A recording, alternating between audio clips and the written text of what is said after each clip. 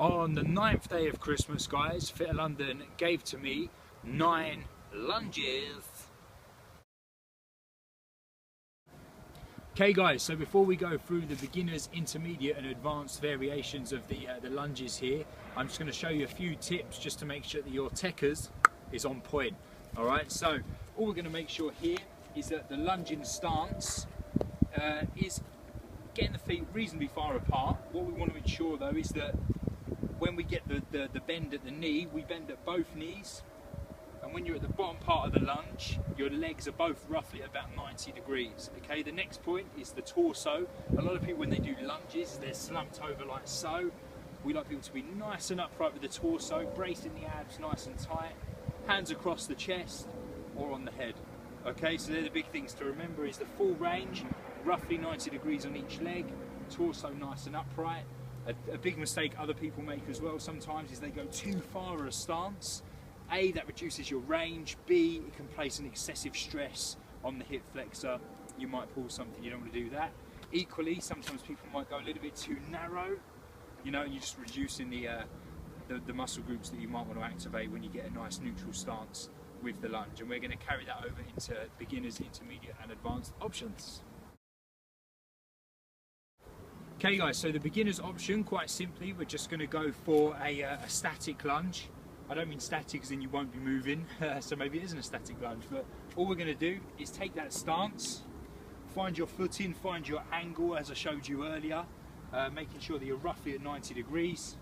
Get your arm position, keep the weight on the front foot, going through the heel, on the back foot, just through the balls of the feet. And all you're going to do here is come down, keep the torso upright as low as you can, and stand up as high as possible, and repeat. Really activating those glutes, guys, and obviously the quads and the hamstrings at the back of the leg, and keeping those abs nice and solid. Get your 9 reps, change leg, go again. Okay guys, for the intermediate option, we're going to go for a walking lunge. So basically it's just a travelling lunge. So ideally, make sure you've got a stretch of about 20 meters, or you can just go in a circle, I guess, to where you can perform walking lunges. So Keris is going to attempt to keep the camera on me now. So technique is the same, hands across the chest or on the head, but what we're going to go for here is we're just going to move forward with every single lunge that we do. So from here, step, land through the heel, the heel on the front foot, come down, come up, take this leg up, go straight into the next lunge.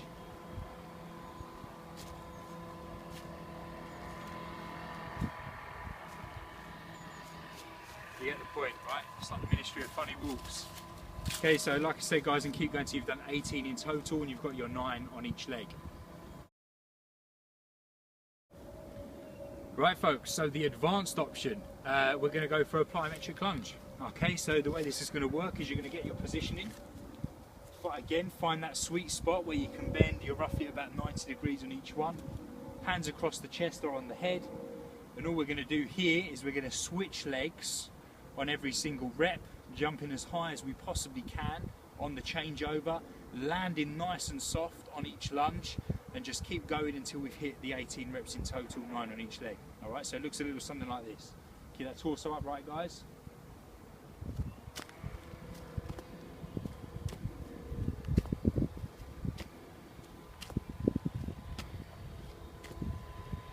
No idea how many that was, but hopefully you get the idea.